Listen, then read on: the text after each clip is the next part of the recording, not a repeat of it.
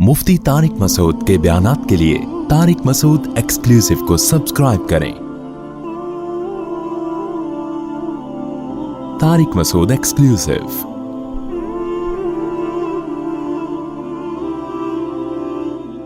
देखो, दुनिया में इस्लाम के अहकाम और गैर मुस्लिम जिन अहकाम को फॉलो करते हैं, जिन लॉज को फॉलो करते हैं, उनमें बेसिक फ़र्क पता है क्या है?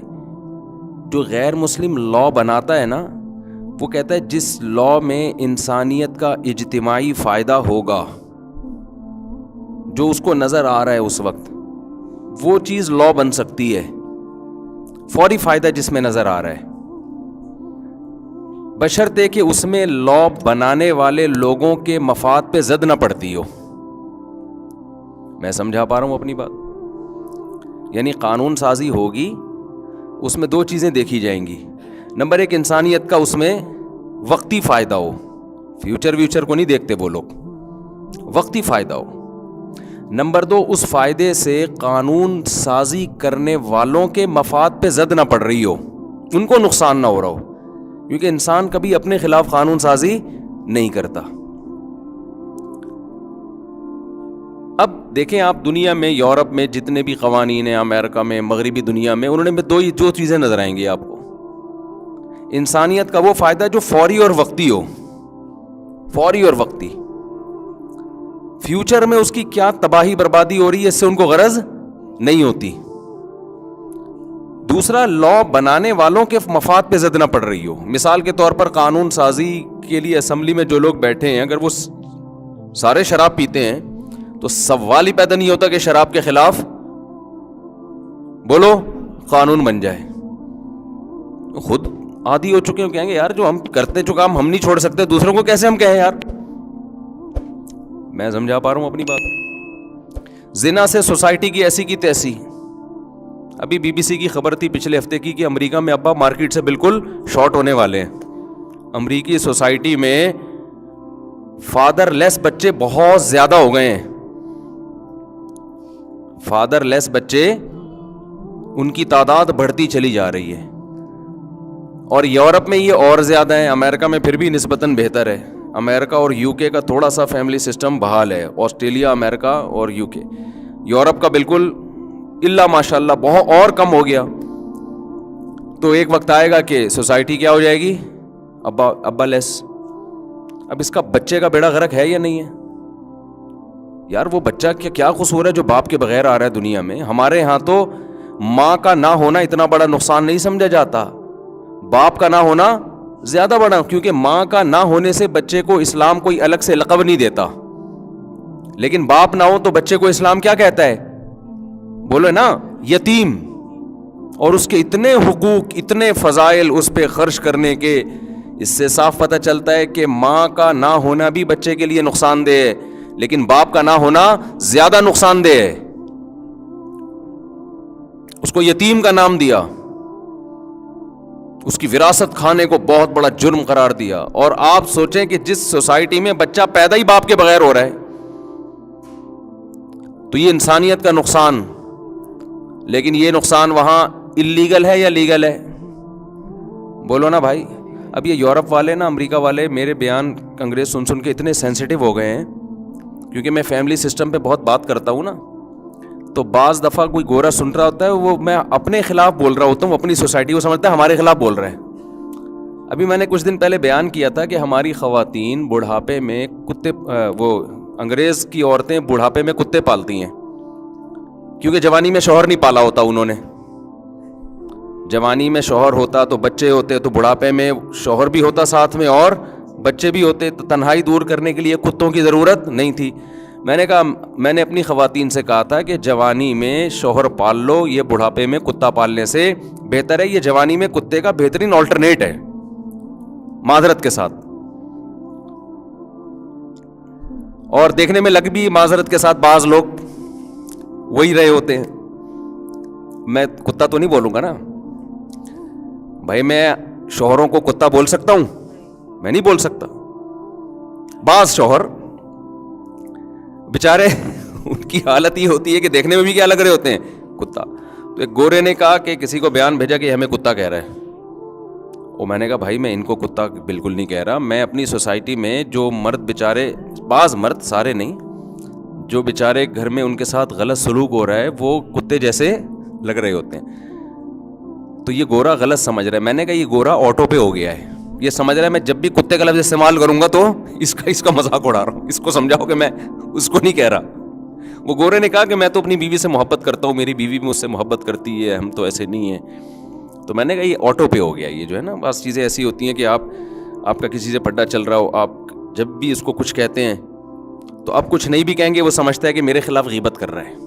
کہیں بھی کوئی دو بندے کھڑے ہوں گے وہ سمجھتا ہے میرے خلاف, تو بعض گورے آٹو پہ ہو گئے, وہ سمجھتے ہیں کہ شاید میں انہی کے خلاف ہر وقت بولتا رہتا ہوں. تو اب دیکھو اس سوسائٹی میں زنا پہ پابندی نہیں لگائی, کیوں؟ جو پابندی لگانے والے لوگ ہیں وہ خود بچپن سے کیا کرتے آ رہے ہیں, زنا کرتے آ رہے ہیں. بات سے بات نکلتی ہے, ہمارے ہاں کچھ یوٹیوبرز جو ہیں ہماری سوسائٹی کا بڑا غلط رخ دنیا کو دکھاتے ہیں.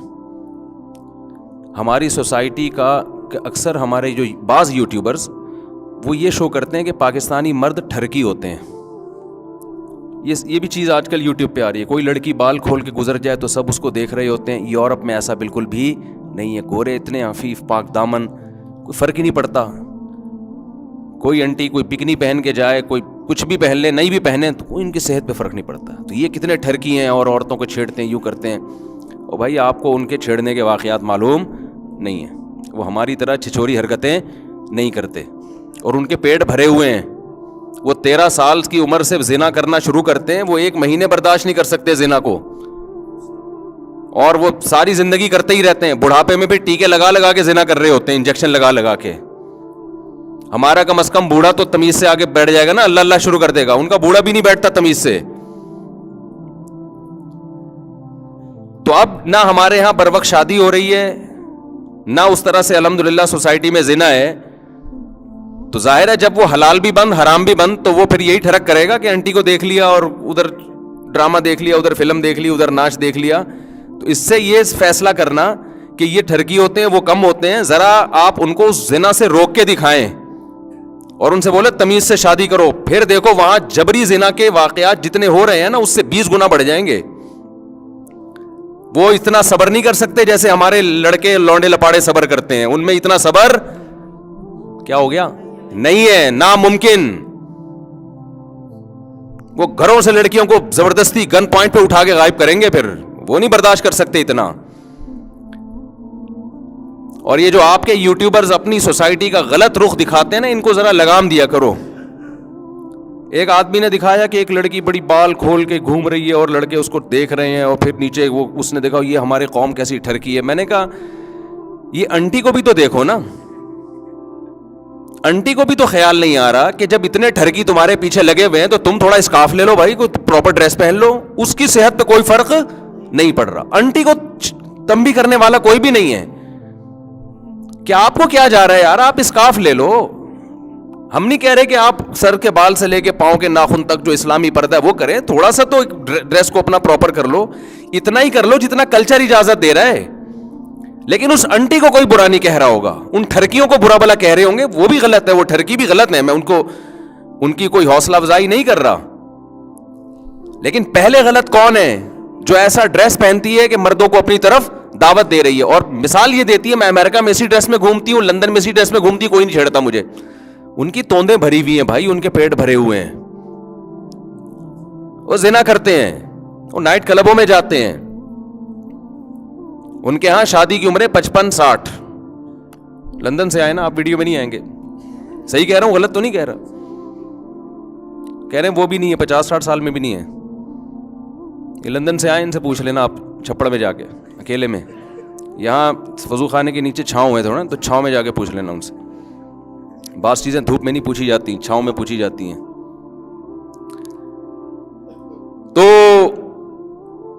شور شرابہ نہیں ہے. اب کیا میں گورے کی بات کروں, گورا میں خوبیاں بھی ہیں, بہرحال گورا ہے وہ, ہم لوگ کالے کالے سے ہیں تھوڑے سے.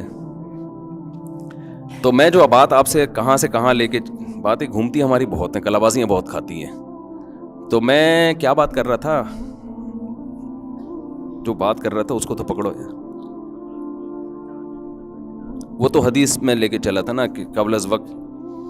ہاں میں یہ عرض کر رہا تھا کہ قانون سازی میں ان کے ہاں ایک چیز یہ دیکھی جاتی ہے کہ خود مبتلا نہ ہو. اگر شراب پی رہے ہیں تو شراب حرام نہیں ہوگی, زنا کر رہے ہیں تو زنا. اب ہومو سیکشولیٹی جو اتنی پھیل رہی ہے, کسی ڈاکٹر نے تھوڑی مشورہ دیا کہ صحت کے لیے انتہائی مفید ہے یہ, بلکہ اس کے تو میڈیکلی کچھ بہت سارے نقصانات بھی سامنے آنا شروع ہوئے ہیں. لیکن کیا ہے کہ سوسائٹی میں جب مذہب ختم تو سب یہ چیزیں عام ہوئیں, تو پھر ہومو سیکشولیٹی کی طرف گئے. جب بہت سارے لوگ چلے گئے تو یار جب انلیگل کر کے کرنا کیا ہے, جب سارے تو نہیں لیکن بہت سے لوگ جب کر رہے ہیں تو پھر لیگل ہی کرو اس کو, تو لیگل کر دیا اس کو. بتاؤ اس میں انسانیت کا فائدہ ہے نقصان ہے؟ کس قدر نقصان ہے اس میں, کس قدر نقصان ہے. نسلیں ختم ہو رہی ہیں. یہ نسل کی گروتھ ایسی چیز ہے جو خدا چاہتا ہے کہ مخلوق کے ہاتھ میں نہ رہے. تبھی اللہ نے جانوروں میں خواہش نفس کو مسلط کر دیا, میل فیمیل کی طرف, فیمیل میل کی طرف, تاکہ ان کے ملاپ سے جانوروں کی نسل بڑھے. یہی سسٹم اللہ نے انسانوں میں رکھا ہے. انسان نے اپنی عقل کو خدا کے مقابلے میں استعمال کر کے اس گروتھ ریشو کو کم کرنا شروع کر دیا. ہومو سیکشولیٹی کے ذریعے دو بچے دو ہی اچھے, ٹوپی ڈرامے, فضول قسم کے نعرے کہ زیادہ ہوں گے تو تربیت کیسے ہوگی. نتیجہ کیا نکلا کہ انسانیت, آپ کو پتا ہے کہ یہ رپورٹ ہے کہ کووڈ-19 سے انسانیت اتنی تباہ نہیں ہوئی ہے جتنی فیملی پلاننگ سے تباہی کی طرف جا رہی ہے. کووڈ-19 نے انسانیت کی جو گروتھ ہے نا, یا انسانی آبادی پاپولیشن پہ اتنے خطرناک اثرات نہیں ڈالے, فیملی پلاننگ نے اس سے زیادہ اثرات ڈالے, اور ایسے ڈالے ہیں کہ کووڈ کی تو ویکسین ہے, فیملی پلاننگ کی کوئی ویکسین نہیں ہے. کہ جب یہ نظریات ایک دفعہ سرایت کر جائیں تو یہ نظریہ اب نکالنا ممکن نہیں ہے, کیونکہ جب عورت کو یہ بات کھوپڑی میں بٹھا دی کہ بچہ ٹینشن ہے, اب وہ نہیں تیار ہوگی اس کام کے لیے. اسلام نے بتایا ٹینشن نہیں ہے, نعمت ہے, جتنے زیادہ اتنے اچھے. فیملی پلاننگ والوں نے کہا یہ نعمت نہیں ہے, یہ کیا ہے, ٹینشن ہے, تمہاری صحت خراب ہوگی, جھوٹ موٹ جو بھی انہوں نے بولا, بچوں کی تربیت نہیں ہوگی, چور ڈاکو پیدا ہوں گے. اب کیا ہے کہ یہ ایسا وائرس چلا گیا ہے نا کہ اب یورپ امریکہ اس وائرس کو نکالنے کی کوشش میں ہے, لیکن اس کی کوئی ویکسین وہ ایجاد نہیں کر پا رہے. اور ہمارے جو نالائق قسم کے حکمران ہیں وہ دم ہلا رہے ہیں ان کے اشاروں پہ. جس چیز کی تباہی وہ اپنی آنکھوں سے دیکھ چکے ہیں اور بھگت رہے ہیں اس کا انجام, ہمارے والے اسی کے پیچھے جا رہے ہیں. اس لیے آپ کے پاس میرے بھائی قانون سازی کے لیے اسلام کے علاوہ کوئی راستہ نہیں ہے. اسلام کی سب سے بڑی خوبی ہے کہ وہ خدا کے قانون کا نام ہے. میں اگر ایک چیز پہ عمل نہیں بھی کر رہا, میں ممبر پہ بیٹھ کے مجبور ہوں گا وہ بات بتانے پر جو کس کا حکم ہے, اللہ رسول کا حکم ہے. آپ کو میں بات چل پڑی ہے تو بتاؤں, 2003 کی بات ہے. 2003 میرا پنجاب میں کہیں بیان تھا, کسی نے مجھے پرچی لکھ کے دی. وہ معذرت کے ساتھ 4 شادیوں پہ میرا موضوع نہیں ہے ابھی, میں صرف مثال کے طور پہ بتا رہا ہوں. یہ بعض چیزیں مثال کے طور پہ ٹھیک ہوتی ہیں, ویسے بھی ٹھیک ہوتی ہیں وہ, یعنی بغیر مثال کے بھی بیان کی جائیں تو غلط نہیں ہوتی. جیسے معذرت 4 شادیاں, اصل میں لوگوں بعض خواتین کی چڑ بن گئی ہے نا, جیسے یہ ہے نا تو ان کو غصہ ہوتا ہے, تو پھر میں اس لیے معذرت بہت لگا رہا ہوتا ہوں کہ وہ ایک دم اچھل پڑتی ہیں کہ یہ پھر آ گیا. تو مثال تو سمجھانی ہے نا. 2003 کی بات ہے, میرا پنجاب میں بیان تھا. تو میرا 4 شادیوں کا کیا 2 کا بھی کوئی ارادہ نہیں تھا, کیونکہ میں سوسائٹی میں 2 والوں کو, میں نے چند لوگوں کو دیکھا جنہوں نے 2 کیے اور قربانی کے بکرے بنے ہوئے تھے نا وہ. تو میں نے اپنے قربانی کا بکرا بھی دیکھا تھا, ان کو بھی دیکھا تھا, تو مجھے بکرے پہ اتنا ترس نہیں آتا تھا جتنا ان پہ آتا تھا, ان کی حالت جو میں نے دیکھی تھی. تو مجھے کسی نے پرچی دی کہ 2-4 شادیاں اسلام میں کیسی ہیں. تو میں نے کہا اسلام میں اس کی بہت ترغیب ہے, کرنی چاہیے. خواتین جو بیوہ طلاق یافتہ بیٹھی ہوئی ہیں اس کا واحد حل ہے, بلکہ ہمیں تو ان حکمتوں کے دیکھنے کی ضرورت ہی نہیں ہے. ہمارے لیے تو اتنی دلیل کافی ہے, لقد کان لکم فی رسول اللہ اسوۃ حسنہ, تمہارے لیے اللہ کے نبی کے عمل میں نمونہ ہے بہترین. تو پیغمبر کا عمل ہمارے لیے کافی ہے, بس ہمیں لاجک اور دلائل کی ضرورت نہیں ہے. ہمارے نبی نے ایک نہیں رکھی, ہمارے نبی نے بہت ساری بیویاں رکھی ہیں. اور یہ جو ٹوپی ڈرامہ دلیل دی جاتی ہے نا کہ حضرت خدیجہ کی موجودگی میں دوسری شادی نہیں کی, یہ انتہائی فضول دلیل ہے. حضرت خدیجہ سے آپ نے شادی کی ہے 25 سال کی عمر میں, اس میں نہ آپ کو نبوت ملی تھی اور نہ اسلام دنیا میں آیا تھا. اس وقت کے احکام ہمیں فالو کرنے کا حکم نہیں ہے. ہمیں نبی کے ان احکام کو فالو کرنے کا حکم ہے جو نبوت کے بعد، اور پھر نبوت کے فوراً بعد بھی نہیں. نبوت کے بعد تو شراب حرام نہیں ہوئی تھی، نبوت کے بعد تو نکاح کی ترغیبیں نازل نہیں ہوئی ہیں، نبوت کے بعد تو رمضان کے روزے فوراً فرض تھوڑی ہوئے ہیں. یہ تو آہستہ آہستہ جب ہجرت ہوئی ہے نا، قرآن میں ہے وَوَجَدَكَ ضَالًّا فَهَدَىٰ، اے نبی آپ شریعت کے احکام سے بے خبر تھے، ہم نے آپ کو باخبر کیا. تو نبوت کے بعد اللہ نے نبی کو شریعت کے تفصیلی احکام سے باخبر کیا، اور یہ ایک دم نہیں کر دیا بلکہ تدریجاً. تبھی حدیث میں آتا ہے آپ کہا کریں ربی زدنی علما، اے اللہ میرے علم میں اضافہ فرما. تو روز بروز نبی کے علم میں اضافہ ہوا ہے، اور اسلامی احکام تدریجاً نازل ہوئے ہیں. پہلے شراب صرف نماز میں حرام ہوئی، پھر مستقل حرام کر دی گئی. شروع میں جوا حرام نہیں تھا، مستقل حرام کر دیا گیا. نمازیں پہلے 2 رکعتیں فرض ہوئی تھیں شروع میں، سفر میں بھی حضر میں بھی، پھر آہستہ آہستہ تبدیلی ہوئی ہے، اس میں حضر میں 4 کر دی گئیں، سفر میں 2 باقی رکھی گئیں. پھر رمضان کے روزے فرض ہوئے. پہلے 10 محرم کا روزہ بعض علماء کہتے ہیں فرض تھا، لیکن اس کے بعد وہ منسوخ ہوا، رمضان کا روزہ آ گیا. بعض علماء کے نزدیک عقیقہ واجب تھا، بقرعید کی قربانی سے وہ واجب کیا ہو گیا؟ منسوخ. اضحیہ بقرعید کی قربانی مدینہ میں واجب ہوئی ہے. تو اسی طرح نکاح کے متعلق جو احکام ہے نا وہ ہجرت کے قریب نازل ہوئے ہیں.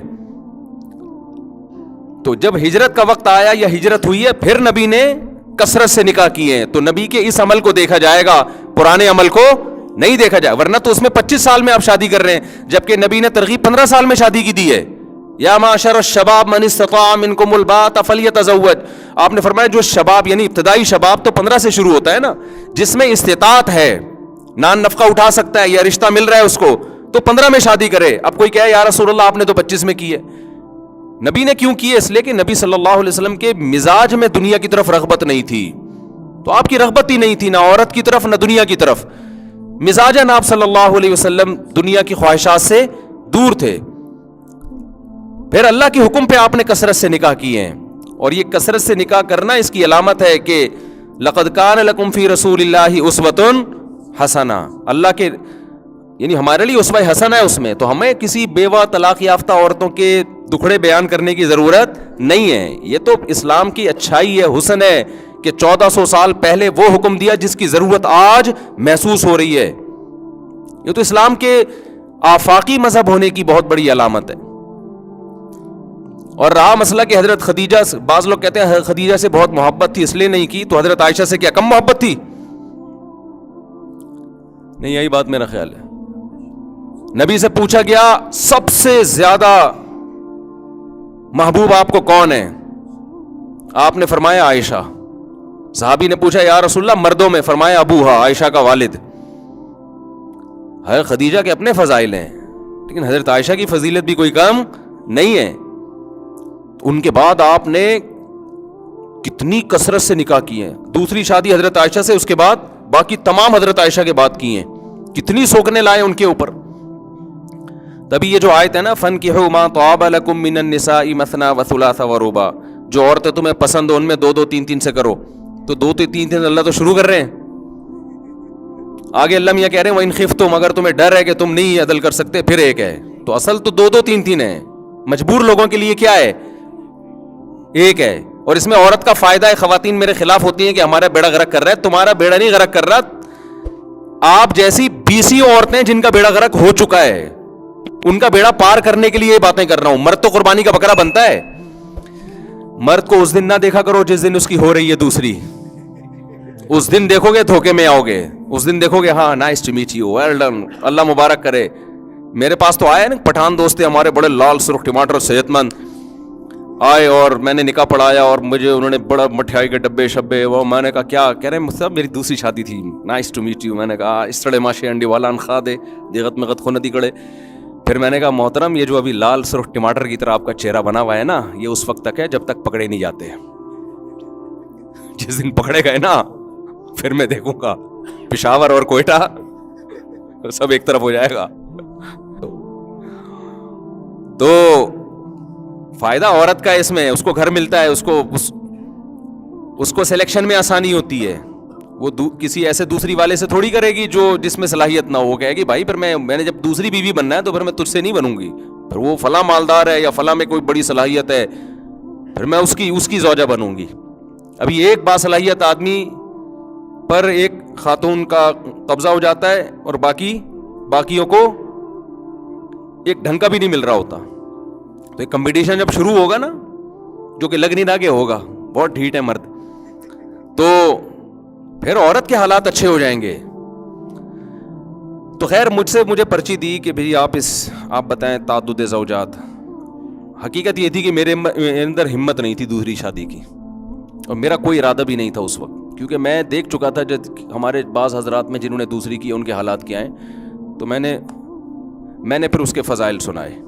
میں نے کہا بھئی اسلام میں تو اصل حکم یہی ہے کہ ایک مرد زیادہ بیویاں رکھے اور ان کے حقوق بھی ادا کرے, اصل حکم یہی ہے. تو کسی نے کہا پھر آپ کیوں نہیں کرتے؟ میں نے کہا میرے میں تپڑ نہیں ہے بھائی, سیدھی سی بات. اب دیکھو یہ فائدہ ہے اسلامی قانون میں اور انسانوں کے بنائے ہوئے قانون میں. اسلامی قانون میں کیا بھائی, وہ آپ سے اللہ کا حکم پوچھ رہا ہے نا, تو میں اس کا پابند ہوں, میں اللہ کا حکم ڈیلیور کروں اس کو, چاہے میں خود عمل کر رہا ہوں یا نہیں کر رہا. بھائی خدا کا حکم یہی ہے. تو مجھے یاد ہے میں نے کہا میرے اندر دم نہیں ہے, نہ میرا ارادہ ہے, نہ مجھ میں دم ہے بھائی, بہت مشکل کام ہے. میں نے کہا بھائی ہم نہیں افورڈ کر سکتے, بڑا مسئلہ ہے یار. تو لیکن میں نے حکم, مجھ سے اگر نہیں ہو سکتا تھا تو میں یہ تو نہیں کہ اللہ کا حکم تو نہیں چینج کر سکتے نا, یہ تو قیامت کے دن گلے پڑ جائے گا کہ بھائی تیرے تو ایک کام کر رہا ہے نہیں کر رہا, تجھ سے جب پوچھا جا رہا ہے تو تو نے خدا کا حکم بیان کر رہا ہے. اسمبلی میں ایسا بولو نہیں ہوتا, اسمبلیوں میں نہیں ہو سکتا ایسا. وہ ایسا قانون کیسے بنائے جو خود نہیں عمل کو کہتے ہیں یار. سب سے پہلے تو ہم سارے, وہ ایک آیا تھا نا کہ چور کا ہاتھ کاٹنے پر, وہ افغانستان میں طالبان نے سزا بنائی کہ چور کا ہاتھ کاٹا جائے گا. تو ہمارے ہاں بھی حکمرانوں نے کہا کہ ہم بھی چور کا ہاتھ کاٹیں گے. تو اگلے دن کارٹون میں نے تصویر آئی کہ بہت سارے ہمارے بڑے بڑے سیاستدان نا ہاتھ کٹے ہوئے انہی کے, اور ہمارے تو اتنی بڑی بڑی چوریاں ہیں کہ ایک آدھ ہاتھ کٹنے سے پتہ نہیں کیا کیا کٹے گا, تھوڑا سا آدمی رہ جائے گا اس میں. تو اللہ میاں کے جو قوانین ہیں ان کی بڑی خوبی کیا ہے, اسلام کی بڑی خوبی کیا ہے بھائی, تم عمل کرو نہ کرو, قانون سازی کس کا کام ہے؟ اللہ کا, وہ بتائے گا. تبھی لوگ عدالت سے خلا کے بعد مفتیوں سے رجوع کرتے ہیں خلا ہو گیا کہ نہیں ہو گیا, حالانکہ مفتی کی کوئی قانونی حیثیت نہیں ہوتی. بعض چیزوں میں تو ہے لیکن بہت سی چیزوں میں عدالتوں نے, پہلے تو بہت زیادہ انگریز کے دور میں اچھا تھا بہت سارا کچھ. انگریز کے دور میں نا کورٹ مفتیوں سے پوچھتی تھی کہ آپ کا مسلمانوں کا لا کے مطابق آپ فتویٰ دیں تو ہم اسی کو نافذ کریں گے. ہمارے والے آزادی کے بعد اتنے حقوق بھی نہیں دے رہے جو ہمیں انگریز نے دیے ہوئے تھے. یہ عجیب بات آپ کو بتاؤں, پاکستان آزاد ہونے سے پہلے جو گوروں نے حقوق دیے ہوئے تھے نا مسلمانوں کو, ہمارے حکمرانوں نے اور ہم نے انگریزوں سے آزادی لے کے ایسی اس میں تبدیلیاں کی ہیں کہ اس سے بھی گئے جو گورے کے دور میں تھا, فیملی لاز کے بارے میں خاص طور پہ. لیکن لیبل اس پہ کیا لگایا ہوا ہے؟ قرآن و سنت کا. تو پاکستان کا جو آئین ہے وہ اسلامی ہے کہ اسلام کے خلاف کوئی قانون نہیں بنے گا, اسی وجہ سے ہم اس کو اسلامی کنٹری کہتے ہیں. لیکن جو امپلیمنٹ ہے, عمل ہو رہا ہے, وہ اس کے بالکل اگینسٹ ہو رہا ہے. تو اس میں قصور قوم کا ہے, قصور اسلامی نظریاتی کونسل کا ہے, قصور ان تمام لوگوں کا ہے جو سیاسی سطح پہ غیر اسلامی قوانین کے خلاف آواز اٹھا سکتے ہیں مگر نہیں اٹھا رہے. پاکستان کی مثال اس مسلمان کی ہے جو ہو تو مسلمان مگر پریکٹیکلی وہ اسلام کے حکام کو فالو نہیں کرتا. تو پریکٹیکلی اگر کوئی فالو نہیں کر رہا, اس بیس پہ کسی پہ مرتد اور غیر اسلامی ہونے کا فتویٰ نہیں لگایا جا سکتا. خوب سمجھ لیں, کیونکہ ہماری ان تقریروں سے کچھ لوگ غلط فائدہ اٹھا کے کہتے ہیں پاکستان دارالحرب ہے, اسلامی کنٹری نہیں ہے. آئین اسلامی ہے تو کنٹری اسلامی ہے, اس کا اطلاق نہیں ہو رہا. تو خیر میں جو بات کر رہا تھا کہ اللہ اس کے رسول کی پابندی کرو گے نا, اس سے آپ کے کنٹری کو بھی فائدہ ہوگا. آپ ایسے قانون بناؤ گے جس میں انسانیت کا 100% بھلا ہی ہے, کیونکہ اس میں انسانوں کی رائے کا دخل اور انسانوں کے ذاتی مفاد کا دخل نہیں ہوتا. تو اسلام نے شراب کو کیا کر دیا بھائی؟ حرام. حالانکہ اس وقت اگر الیکشن کروائے جاتے مدینہ میں تو جب شراب حرام ہوئی ہے میجورٹی شراب کی عادی تھی, میجورٹی شراب کی عادی تھی. لیکن ایک قانون نازل ہوا آسمان سے, انما الخمر والمیسر والانصاب والازلام رجس. اے ایمان والو, جوا, شراب, یہ سب کیا ہے؟ ناپاک, پلید, چھوڑ دو اس کو. اسلام نے ہمیں غلام بنایا اللہ کا, ہم نے اللہ کے کہنے پر, ہمارے صحابہ نے چھوڑ دیا, یہ سب کچھ ترک کر دیا. تو ایک بات خوب اچھی طرح سمجھ لو بھائی, گھروں کے اندر بھی جیسے ریاست میں جب تک اسلام نہیں ہوگا نا, پبلک کا فائدہ نہیں ہوگا.